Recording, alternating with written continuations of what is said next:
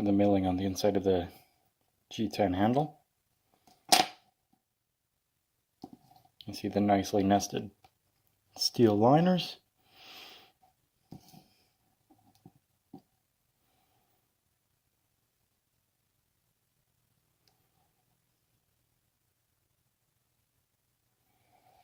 So that's what the compression lock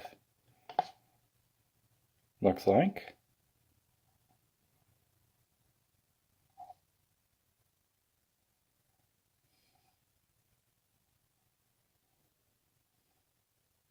Wow.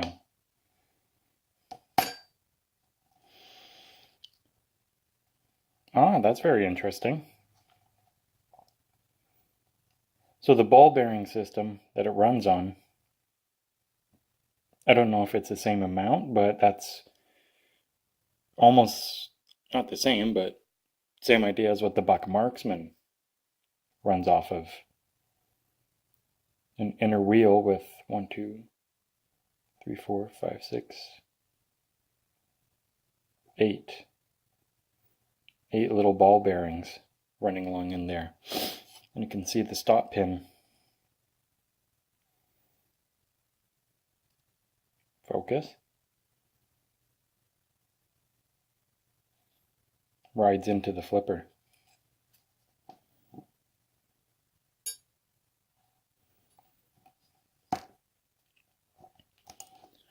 So I just like to get some Q-tips. Mind you, I had this knife for about 2 months now, or something like that.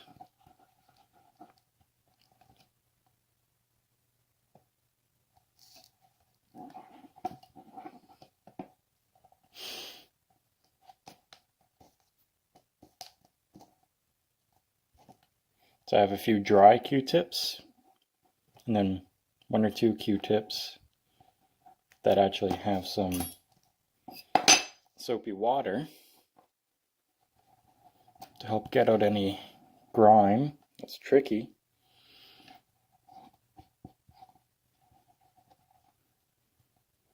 I'll definitely be reminding myself to grab some Loctite for those screws. And then once a year I'll do kind of a deep cleaning. I'll just blast it out with WD-40 to help get rid of any corrosion.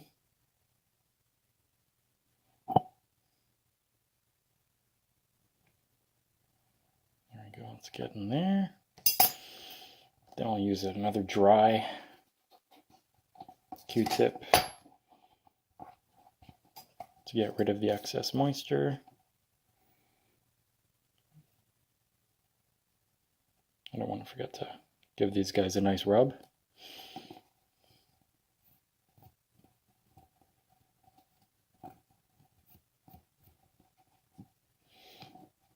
Every day I'll give it a quick wash when I'm doing the dishes. I'll actually wash my pocket knives first, so they are super duper clean, and then blast it out with some compressed air to help mitigate any rust that could develop from water being used in the cleaning process.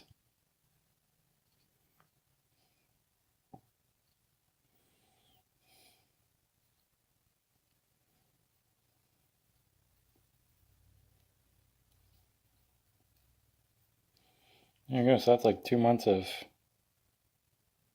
pocket lint and dry, dusty Yukon environment. Now let's see if I can put that back together nicely.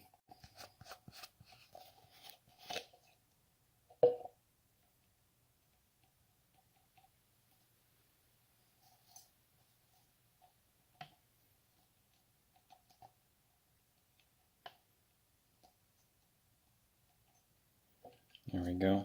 Got some Hunway sword oil in there.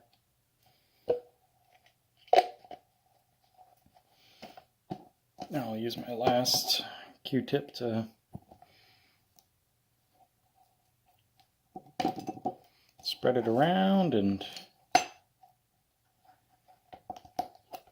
get it all even. So this way I don't attract too much gunk and dirt.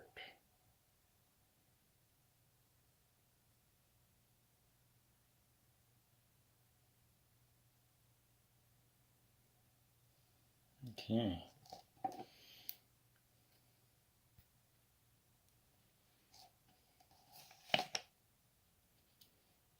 So basically it's a large phosphorus bronze bushing with ball bearings inside it.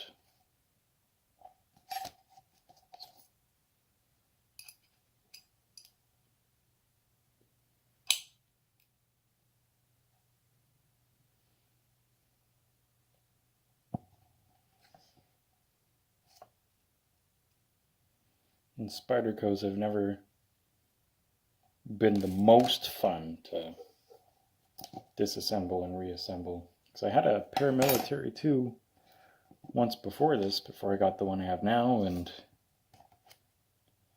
let's just say that's not a fun time. It's not a good idea or a fun time to disassemble that thing.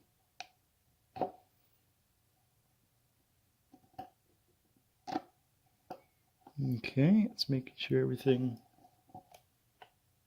is flush and mate's in there and is happy. There we go.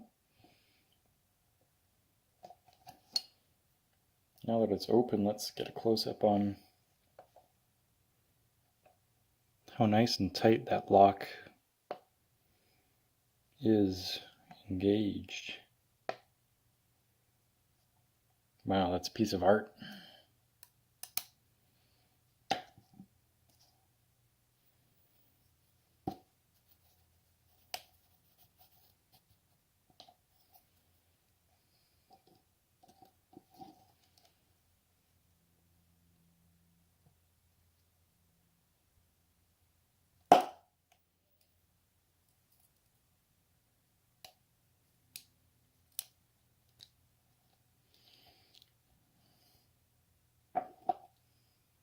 Just for the sake of ease, since I got this pinched closed at the very back,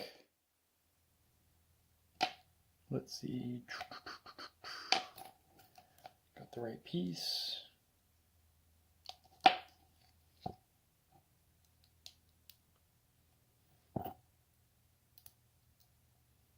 Yeah, Spydercos, I'm guessing from their tight tolerances and whatnot, are tight and smooth and strong because they're held under quite a bit of tension.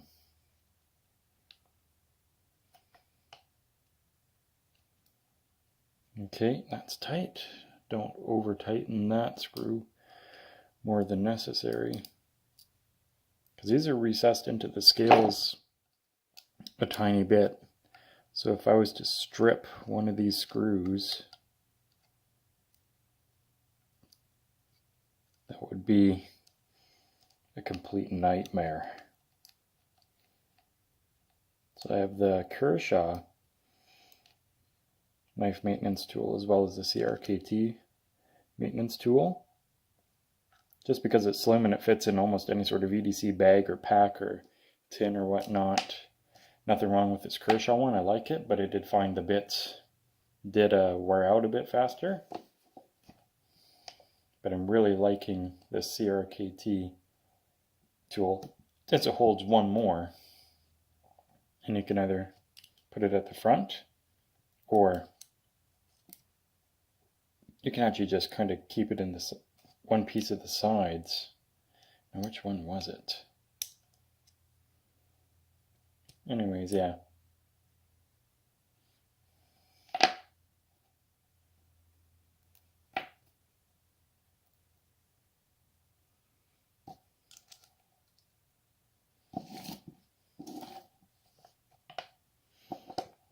Now let's hold that down nice and tight.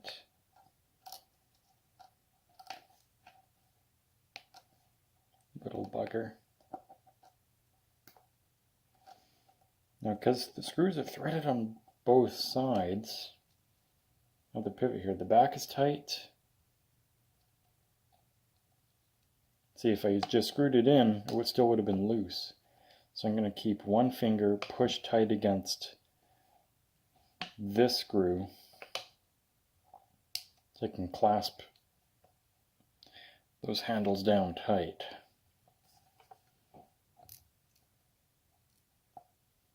It's almost a two-man job in a way.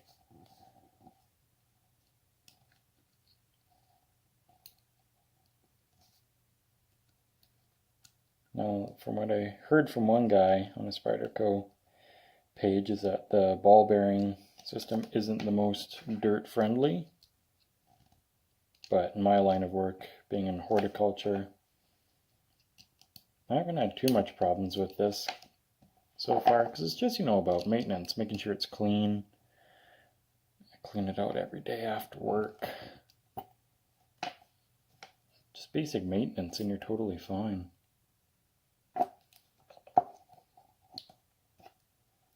Pardon me,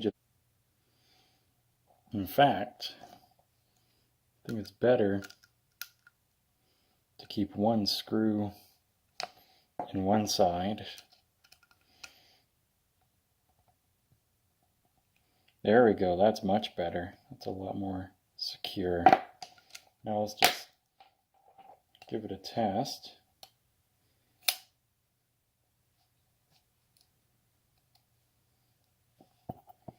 I'm just seeing if that looks good or if that's too tight. No, that looks pretty good. Yeah, it had quite a decent amount of space in before.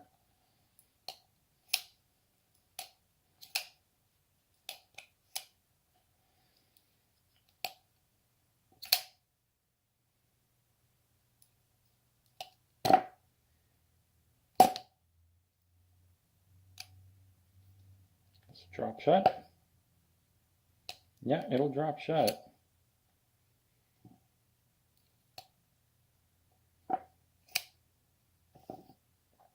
Alright, so overall that was actually really good.